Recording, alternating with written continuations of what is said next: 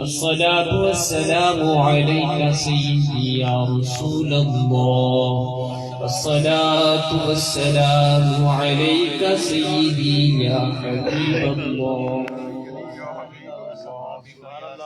دیکھو جڑے میں بھی بچے بچلانے نے وہ تو دونوں بہنے ہی کہنا ہے. بھاوے دروشی پڑھو بھاوے نہ پڑھو, بھاوے میری گل سنو بھاوے ایک لفظ نہ سنو, وہ دونوں بہنا ہی کہنا ہے. جی بیٹھے بھی جی درود شریف نہ پڑھو اس بندے سے تو مینوں بڑا ہی تعجب ہوتا ہے, بڑی حیرانگی ہوتی کہ جڑا درود شریف نہیں پڑھتا. باقی چلو بندے کو غفلت سارا کچھ ہو جاتا ہے, لیکن جڑا بندہ درود شریف نہیں پڑھتا وہ تو مینوں بڑی حیرانگی ہوتی ہے.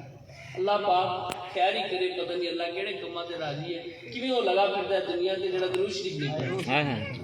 تو میں تو عرض کی تھی کہ درود شریف پڑھو, اس تو بعد پھر بس کرنا ہے جملہ دے کے پیر لگے.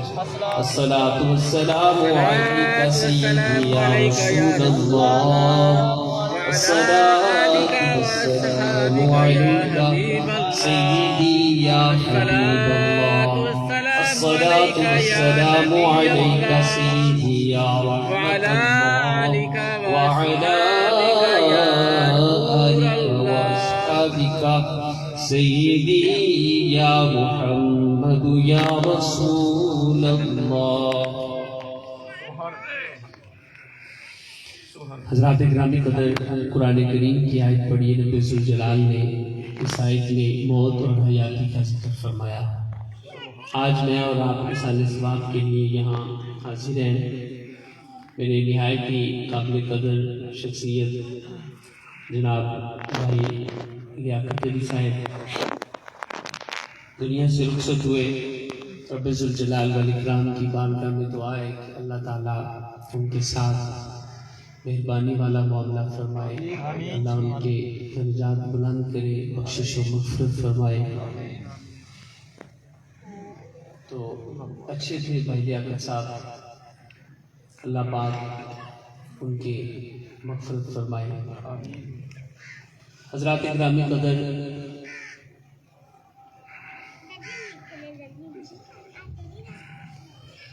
اللہ پاک نے اس آیت میں موت اور حیاتی کا ذکر فرمایا. یہ موت کیا ہے اور حیاتی کیا ہے؟ تو دو چیزیں میں آپ کی خدمت میں عرض کروں گا کہ اگر ہم اس کو گہرائی سے دیکھیں, اس کی اصلیت جاننے کی کوشش کریں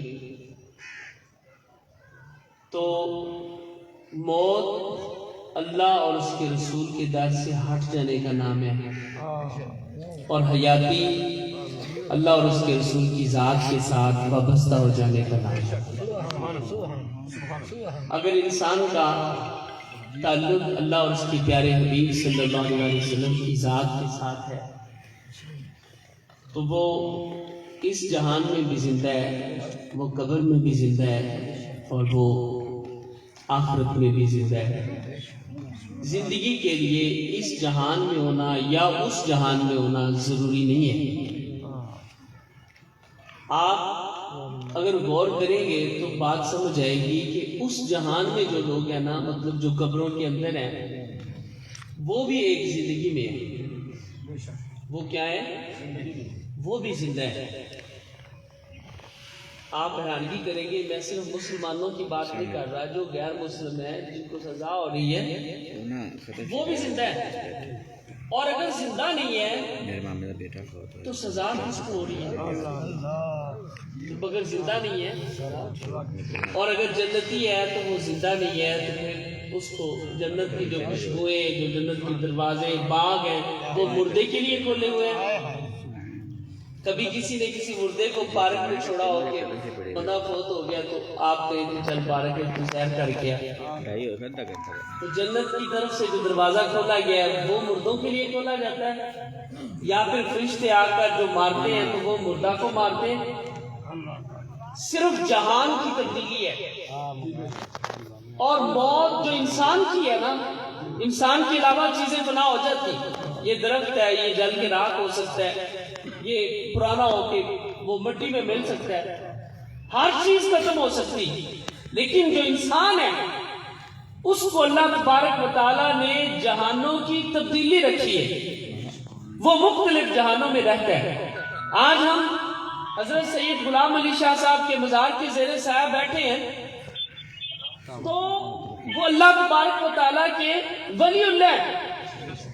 اور یہاں جب میں حاضر ہوا بیٹھا ہوں، جب بھی کبھی یہاں عید کی کوئی حاضری ہوتی ہے تو بھائی مجھے تو کرنٹ پہنچتا اور کسی کو نہیں پہنچتا. تو میں عرض کر رہا تھا کہ زندگی اور موت یہ اس چیز کا نام نہیں ہے کہ بندہ فنا ہو گیا، ختم ہو گیا، بس بیکار ہو گیا، اصل ہو گیا. یہ نہیں ہے، بلکہ میں نے ایک حدیث پاک پڑھی المعجم الکبیر میں امام طبرانی رحمۃ اللہ تعالی علیہ نے وہ حدیث ذکر فرمائی. آپ فرماتے ہیں کہ حضور الاسلام کے صحابی حضرت سیدنا عبداللہ بن عمر رضی اللہ تعالیٰ عنہما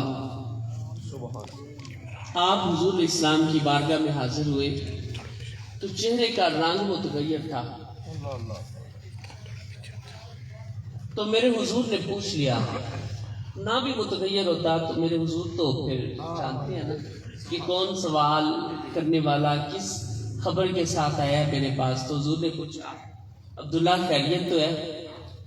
تو آپ نے عرض کی یا رسول اللہ صلی اللہ علیہ وسلم میں بدر کے علاقے سے گزر رہا تھا، جہاں پہ غزوہ بدر ہوئی نا، وہاں سے میں گزرا ہوں تو ایک بندہ جلا ہوا تھا کوئلے کی طرح، جسم سے آگ نکل رہی تھی، اور وہ میری طرف آیا اور مجھے کہتا ہے کہ عبداللہ مجھے پانی پلا.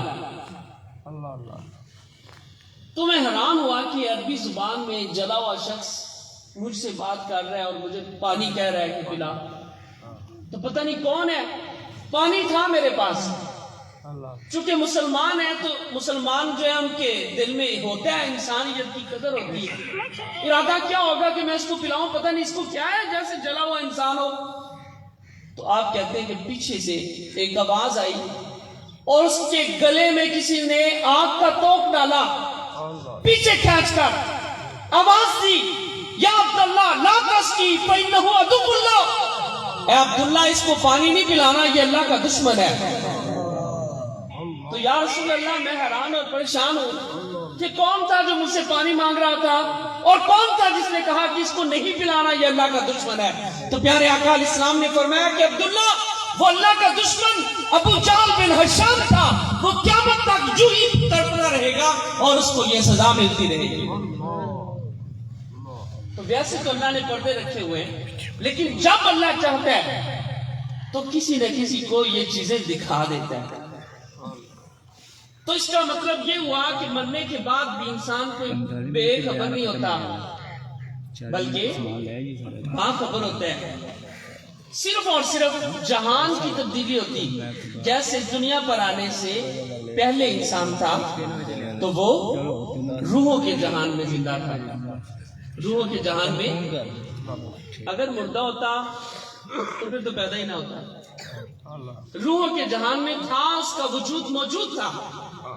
اور اس سے پہلے بھی قرآن کریم میں اس چیز کا ذکر موجود ہے کہ جب اللہ تعالیٰ نے حضرت آدم علیہ السلام کی پشت سے حضرت آدم کی تمام ذریت کو نکالا اور نکال کر ارشاد فرمایا الست بربکم، کیا میں تمہارا رب نہیں ہوں؟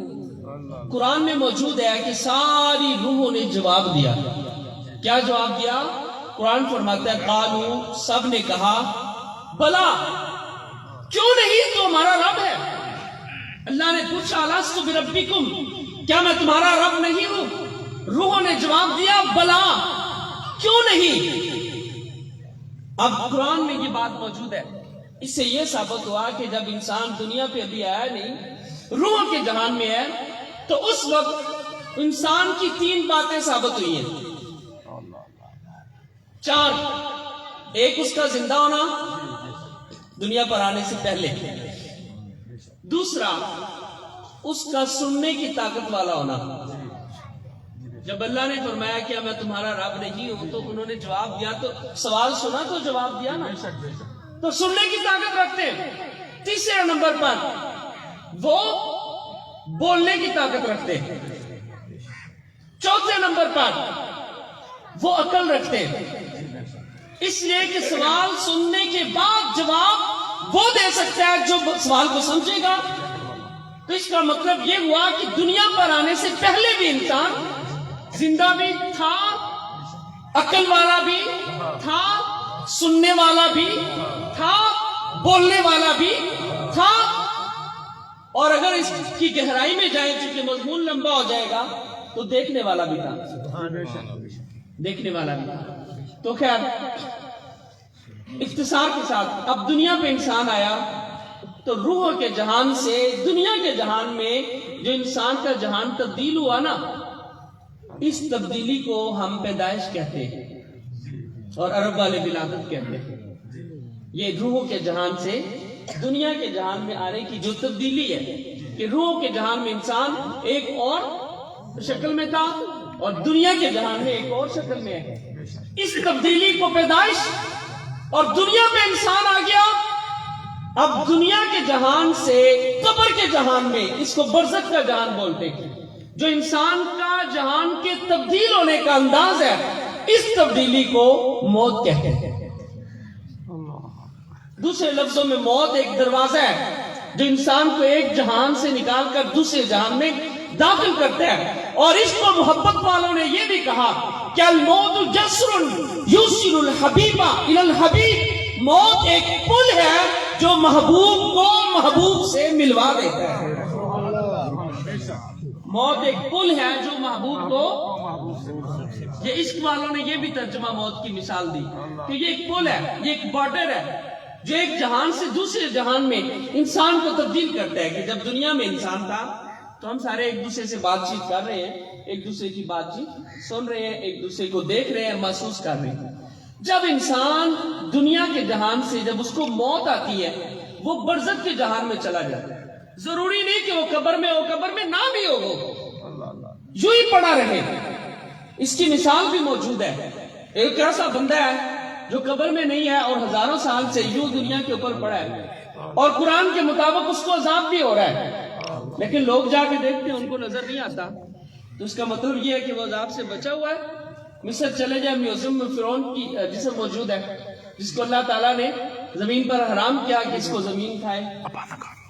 तो इस तरह से जरूरी नहीं कि कब्र में हो। बरज़ख का जहान का मतलब ये है कि जब बंदा मौत का जाका चख लेता है तो फिर दुनिया के जहान से इंसान की तब्दीली हो जाती है, वो बरज़खी इंसान हो जाता है, यानी जिंदा रहता है लेकिन उसकी जिंदगी का अंदाज बदल जाता है। पढ़े लिखे अल्फाज में कह रहे हैं लाइफ स्टाइल बदल जाता है। और किस तरह का अंदाज होता है कि जब वो बरज़ख के जहान में जाता है तो फिर क्या होता है कि वो हमसे बात करता है, हम उसकी सुन नहीं सकते। वो हमें देखता है, हम उसे घूरता ही देख सकते हैं। वो हमसे कलाम करता है, हम उसका कलाम नहीं सुन सकते। वो हमारी कलाम, हमारी बात को सुनता है, हम उसकी बात को नहीं सुन सकते। ये मैं हदीस से ही पेश करूंगा आपके सामने ये सारी बातें। नबी पाक सल्लल्लाहु अलैहि वसल्लम ने फरमाया, ये वो हदीसें हैं जिनका कोई इनकार नहीं करता और मैं इसका हवाला देने के लिए आपके शहर में खिदमत कर रहा हूँ हुजूर इस्लाम के दीन की। हुजूर फरमाते हैं कि जब बंदा फौत हो जाता है, अगर वो नेक ना हो, मतलब बुरा हो, जब घर वाले उसको नहलाते हैं, उसको तैयार करवाते हैं ना, तो हुजूर फरमाते हैं कि वो घर वालों से कह रहा होता है, वो मुझे किधर लेके जा रहे हैं। हदीस पाक में हुजूर फरमाते हैं, वो कह रहा होता है तुम मुझे कहाँ लेके जा रहे हो। उसका मतलब ये हुआ कि वो बात करता है, गल्ला करता पे आता है, लेकिन हम नहीं सुन सकते। बरज़ख कहती है एक पर्दे को है जो दुनिया वालों को नजर नहीं आता, उस पर्दे को बरज़ख कहते हैं। हम नहीं सुन सकते, वो बात कर रहा है। और फिर हुजूर फरमाते हैं कि जो नेक होता है वो भी बात करता है, वो भी बात करता है, लेकिन वो क्या कहता है, क़द्दिमूनी, जल्दी ले जाओ मैनू। क्या कहता है, मुझे जल्दी लेकर जाओ। اب حضور نے فرما دیا ہم نے لا الہ الا اللہ محمد رسول اللہ پڑھ لیا، حضور کی کسی بات کو بھی ماننے کے ہم پابند ہیں۔ میرے حضور نے فرمایا کہ وہ تم سے کلام کرتا ہے اور کہتا ہے جلدی لے جاؤ مجھے، جلدی آگے لے جاؤ مجھے، جلدی آگے لے جاؤ مجھے۔ اس کا مطلب یہ ہوا کہ وہ بولتا بھی ہے، اسے ہم نظر بھی آ رہے ہیں اور ہمیں وہ کہہ رہا ہوتا ہے کہ جلدی لے جاؤ۔ پھر حضور فرماتے ہیں کہ جب اس کو قبر میں دفن کیا جاتا ہے، دفن کر کے جانے والے جا رہے ہوتے ہیں اور وہ جانے والوں کے قدموں کی آواز سن رہا ہوتا ہے۔ کیا کر رہا ہوتا ہے؟ جانے والوں کے قدموں کی آواز۔ پہلی حدیث میں نے اس کی کلام کی بات کی کہ وہ بولتا ہے لیکن ہم نہیں سنتے۔ اب دوسری حدیث جو میں بیان کر رہا ہوں اس میں پہلا یہ ثابت ہوا کہ وہ سنتا ہے۔ کیا کرتا ہے؟ دفن کرنے والوں نے اس کو قبر میں دفن کر دیا، اس کے اوپر سلیپیں دے دی، آج کل کے دور میں، پرانے زمانے میں گھڑے دے دیے، اس کے اوپر پتے ڈال کے مٹی ڈال دی، اوپر کئی من مٹی آ گئی۔ اب میرے حضور فرماتے ہیں کہ جب دفن کرنے کے جانے والے جا رہے ہوتے ہیں، وہ جانے والوں کے قدموں کی آواز سن رہا ہوتا ہے۔ تو کیا ہوتا ہے؟ یاتی ہی ملکان، دو فرشتے آ جاتے ہیں اس کے پاس اور حضور فرماتے ہیں کہ اسے بٹھا دیتے ہیں۔ یہ حدیث میں نہیں حضور نے فرمایا کہ اس کو پہلے زندہ کرتے ہیں، وہ مر چکا ہوتا ہے نا، تو فرشتے آئیں گے تو فرشتوں نے گل بات کرنی ہے نا، تو وہ پہلے اس کو زندہ کریں گے پھر بٹھائیں گے، یہ نہیں فرمایا۔ حضور کیا فرما رہے ہیں کہ ججلی ثانی ہی، فرشتے اسے بٹھا دیتے ہیں اور بٹھا کر پوچھتے ہیں ما کنت تقول فی ھذا الرجل، تو دنیا میں جب تھا اس مرد کے بارے میں تو کیا کہا کرتا تھا؟ حضور نے فرمایا اے محمد، یعنی یہ محمد کی بات ہو رہی ہوگی۔ یہ کس کی بات ہو رہی ہوگی؟ محمد صلی اللہ علیہ وسلم کی بات ہو رہی ہوگی۔ حضور فرماتے ہیں فرشتے اس کو بٹھا کر پوچھیں گے۔ یہ نہیں حضور نے فرمایا کہ پہلے فرشتے مینوں لے آسن ہوتے پھر باون گے انہوں، یہ نہیں فرمایا۔ فرمایا اسے بٹھا کر پوچھیں گے ما کنت تقول فی ھذا الرجل، کیا کہا کرتا تھا دنیا میں تو اس مرد کے بارے میں، اس مرد کے بارے میں۔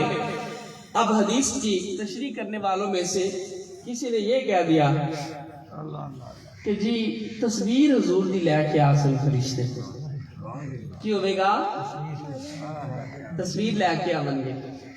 اب حدیث میں موجود ہے، یہ خود ان کی اپنی رائے ہے، یہ حدیث میں تو بات نہیں ہے کہ حضور نے فرمایا میری تصویر لے جا سکتے، یہ رائے ہے کہ تصویر لے کے جائیں گے، نہیں تو حضور تو ایک ہیں اور ہر قبر میں کیسے جائیں گے، تو لہذا تصویر لے کے جائیں گے۔ تو حدیث پاک سنیں اور تصویر والی بات آپ کی سمجھ میں آئے گی۔ حضور فرماتے ہیں کہ ایک دفعہ جبریل آیا تو آنے میں اس نے کافی دیر لگا دی، آنے میں کافی دیر لگا دی۔ تو میں نے پوچھا جبریل آج کیا ہوا، یہاں آنے پہ دیر لگا دی، دیر لگا دی۔ تو جبریل علیہ السلام نے کیا یا رسول اللہ، جہاں تصویر ہونا ہم فرشتے وہاں بہت مشکل سے آتے ہیں، جہاں تصویر ہو، آج کل لوگوں نے رواج بنا دیا ہے، کسی کو بری لگے تو محسوس نہ کرنا، میرا کام ہے حضور علیہ السلام کا پیغام پہنچانا۔ آج کل جو شریعت کی بات ہے اس کی طرف لوگوں کی کم توجہ ہے، دنیا کے رسم و رواج کی طرف زیادہ توجہ ہے۔ حرام پر انسان چلتا رہے کوئی نہیں پوچھتا، لیکن ذرا کوئی ایسا کام کر دے جو دنیا والوں کی نظر میں اچھا نہ ہو، سارے پیچھے پڑ جاتے۔ تو اب تصویر، دکانوں میں لوگوں نے پیروں کی تصویریں لگائی ہوتی ہیں، پتہ مقصد کی ہوتا ہے، پیر نے جڑا ذکر دسا وہ تے کرنا نہیں، تصویر بیچنی ہے۔ بھئی انہاں دے مرید جو کیا آسن تھے، یہ پیری ہے کہ پیر کی تصویر اپنا کاروبار تیز کرنے کی وجہ سے لگائی ہوئی ہے۔ آپ اس کو سنبھال کے رکھیں، جب دل کرے کپڑا ہٹائیں، زیارت کریں اور اس کے اوپر کپڑا ڈال دیں، یہ تو عقیدت ہوئی۔ دکان پہ کاروبار بڑھانے کے لیے تصویر لگائی. یہ جس پیر کے مرید زیادہ ہوں اس کی تصویر لگا دو دکان پر تاکہ گاہک زیادہ ہوں بابا جی. تو یہ دین ہے, اس لیے مرید ہوتے ہیں آپ. تو حضور نے کیا فرمایا کہ جہاں تصویر ہوتی ہے وہاں فرشتے. کئی ایسے عرس ہوتے ہیں, عرس پر چلے جاؤ نا تو ہر مرید کی جیب پر پیر کی تصویر والا بیج ہوگا. تصویریں تصویریں. اللہ معاف کرے, پتہ نہیں پیر نو شک ہوندا ہے کہ کدھر مرید کسی اور پاسے نہ جاندے رہن, یا مریداں نو شک ہوندا ہے کہ کدھر کسی نو پتہ ہے نہ لگے بھی کسی اور دا مرید ہے. تو ایسے ویلڈ کر کے پیر کی تصویر صاف لگائی ہوتی. تو تصویریں جیسے تصویروں کا کوئی بڑی بازار لگا ہوا ہے. آپ بتائیں اس ولی اللہ کے اس پر اتنی تصویریں پھیلا کر فرشتوں کو روک دیں کہ وہ نہ آئے تاکہ کوئی برکت نہ کوئی مرید لے کے چلا جائے. کیا بات ہے حضور آپ نے بھی دیکھا ہوا کتنے ایسے عرس تصویریں ہر مرید کی جیب پہ بیج, اور وہاں عرس پر دیواروں پہ تصویریں لگی, ادھر لگی. تو بھائی حدیث کی طرف تو آئے نا. کسی ایک حدیث میں ہو کہ تصویر لگا سکتے ہیں پھر بھی چلو بندہ کہہ دیتا ہے چل جی آگے. حدیث میں نہ ہو پھر بھی بندہ کہہ دے, کچھ بھی نہ ہو, نہ لاونڈا ذکر نہ لاونڈا, تو پھر بھی بندہ کہتا ہے چلو یہ مسئلہ جو ہے یہ اجتہاد کے ساتھ. جب حدیث میں واضح موجود ہے کہ حضور نے فرمایا کہ جہاں تصویر ہو وہاں فرشتے مشکل سے آتے ہیں, تو پھر بھی شاہ صاحب فرما رہے. تو حضور نے کیا کیا پھر, آپ کے اصل میں ایک پردہ ام المومنین نے لٹکا دیا تھا کمرے میں, تو حضور نے اس کو الٹا کر دیا تاکہ تصویر دیوار کی طرف ہو جائے, کیونکہ حضور کی بارگاہ میں تو فرشتے نہ آئے تو فرشتوں کا گزارا نہیں ہوتا. فرشتوں کا گزارا نہیں ہے نا. تو مشکل ہو رہی تھی دوستوں کو, حضور کے جو یار تھے, حضور کی مجلس میں جو بیٹھنے والے تھے, جو حضور کے غمخوار تھے, مشکل ہو رہی تھی, تو میرے حضور نے اس پردے کو الٹا کر دیا. اس پر بہت ساری حدیثیں ہیں, خیال میں نے ایک پیش کی تو بات لمبی نہ ہو جائے. اسی طرح اور بھی بہت سارے معاملات ہیں. تو تصویر جہاں ہو وہاں فرشتے آتے نہیں, اور یہ کہتے ہیں کہ فرشتے تصویر لے کے آ جاتے ہیں. بھائی جہاں تصویر ہو وہاں فرشتے ہوتے ہی نہیں, آپ کہتے ہو فرشتے خود حضور کی تصویر لے کے آ جاتے ہیں, تو یہ تو بات بنتی نہیں. لہذا تصویر والی بات ہم نہیں مانتے. آپ دوسری گل یہ کر دینے کہ بھائی او نا حضور مدینہ المنورہ وچ جلوہ فروز رہندے نے, ہر قبر کے اندر سے نا راستہ کھول دیا جاتا ہے, اور حضور وہی ہوتے ہیں یہاں سے قبر والا مدینہ منورہ میں حضور کی زیارت کرتا ہے, پھر فرشتے پوچھتے ہیں تو اس ذات کے بارے میں کیا کہا کرتا تھا, تو مجھے کہنے دیجئے کہ بندے کی نگاہ کی حد تو 3-4 کلومیٹر ہے, اس سے آگے تو دیکھ نہیں سکتا. تو پتا چلا کہ جو حضور کے غلام ہوتے ہیں, جب حضور کی نگاہیں کم ہو جائے اور اللہ کا امر ہو جائے, وہ بیٹھے حویلی لکھا میں نظر اٹھائے تو مدینے والے آقا کو دیکھ لیں.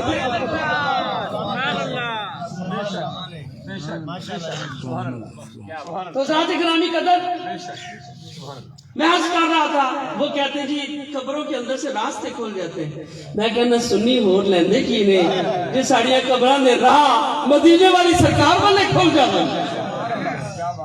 اللہ اکبر. اور تیسری بات جو ہم کرتے ہیں, اگر ہر طرف سے راستہ حضور تک پہنچ سکتا ہے نا تو پھر یہ بھی کوئی مشکل نہیں کہ حضور کی جلوہ گری ہو جائے. تو ہم یہ کہتے ہیں کہ حضور غلاموں کی قبر میں کرم فرمانے آ جاتے ہیں, کیونکہ لفظ حاضہ ہے, حاضہ کا مطلب ہوتا ہے یہ دور کے لیے, اور لفظ استعمال ہوتا ہے عربی زبان میں حاضہ کے لیے, یہ مطلب جو قریب ہے, یہ جو ہستی ہے, یہ جو شخصیت ہے, ما کنت تقول, ان کے بارے میں تو کیا کہا کرتا تھا.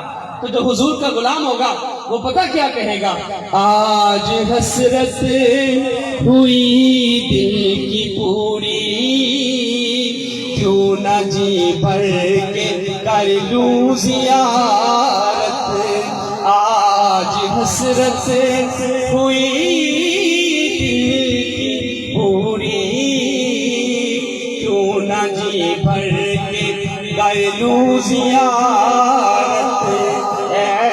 فرشتوں قبر میں نہ آنا، اے فرشتوں قبر میں نہ آنا، میری سرکار آئے ہوئے، میری سرکار آج حسرت ہوئی، کیوں نہ جی بھر کے کر لوں زیارت، اے فرشتوں قبر میں نہ آنا، میری سرکار آئے ہوئے۔ حضور کا کلام کہے گا کہ پوچھتے ہو کہ ان کے بارے میں کیا کہا کرتا تھا، تو سن، انہیں جانا انہیں مانا نہ رکھا گیا ستام۔ سامنے کی لگے کوئی جو مرضی کرے، ہمیں کیا خبر، دنیا والے کیا کہہ رہے ہیں، انہیں جانا انہیں مانا نہ رکھا گیا ستام، للہ الحمد میں دنیا سے مسلمان ہوں۔ یہ زندگی ہے، یہ کیا ہے، میں نے شروع کیا تھا زندگی اور موت کیا ہے، تو یہ زندگی ہے کہ وہ حضور کے دامن رحمت سے وابستہ ہو، اور موت کیا ہے، جب حضور کے جو منافق لوگ ہوں گے اس کے وہ حضور کے بارے میں جب ان سے سوال کیا جائے گا تو وہ کہیں گے ہاں ہاں لا ادری، افسوس افسوس میں نہیں جانتا، تو فرشتے مارنا شروع کر دیں گے، یہ موت ہے۔ جس نے حضور کو پہچان لیا یہ زندگی ہے، اور جو حضور کو نہ پہچان سکتا وہ موت ہے۔ دنیا پر بھی ایسے بندہ کھاتا پیتا چلتا پھرتا جو مرضی کرے، اگر میرے حضور کے دامن رحمت سے وابستہ نہیں ہے، اللہ کی قسم وہ مردہ ہے، اور کچھ بھی نہ کھائے بھوکا رہے، دامن رحمت مصطفیٰ سے وابستہ ہو، تو اللہ کی قسم وہ بندہ زندہ ہے۔ یہ زندگی اور موت ہے۔ تو میرے بھائیوں، اب زندگی اپنانے کی کوشش کرو، بہت ہو گیا، اتنی عمریں گزر گئی، اس زندگی میں جو زندگی نہ تھی، تو زندگی یہ ہے کہ میرے مصطفیٰ کے دامن رحمت سے وابستہ ہو چکے، اپنے قبلہ کو، روح کے قبلہ کو حضور الاسلام کی ذات کی طرف کر لو، حضور سے پیار کرو، حضور کے دین سے محبت کرو، عملی طور پر قرآن ہر کو کہتا ہے پڑھنا چاہیے، لیکن تلاوت کرنا، جو تلاوت نہیں کر سکتا، آج کل جدید دور ہے، وہ سنا کرے، قرآن کی تلاوت ضرور کرنی چاہیے، جو نہیں پڑھ سکتا وہ سن سکتا ہے، وہ ضرور سنے، اور درود پاک بھی پڑھنا چاہیے تاکہ حضور کے ساتھ ہماری تعلق رہے، وابستگی رہے ہماری طرف سے، اور یہ زندگی ہے۔ قرآن کریم کی آیت پڑھی، الذی خلق الموت والحیات لیبلوکم ایکم احسن عملا، وہ ذات جس نے موت اور زندگی پیدا کی تاکہ وہ تمہیں آزمائے کون تم میں سے اچھے عمل کرنے والا ہے۔ اس کی کئی مفاہیم ہیں، لیکن ایک مفہوم وہ ہے جو میں نے آج آپ کے سامنے پیش کیا کہ موت حضور کی ذات سے دوری کا نام ہے، اور زندگی مصطفیٰ صلی اللہ علیہ وسلم کے ساتھ جڑ جانے کا نام ہے۔ اللہ پاک ہمیں زندگی عطا فرمائے اور حضور اسلام سے محبت نصیب فرمائے۔ حضور کے ذکر خیر کے توسل سے اللہ پاک بھائی لیا کے ساتھ خطائیں کوتاہیاں معاف فرمائے اور ان کی بخشش فرمائے۔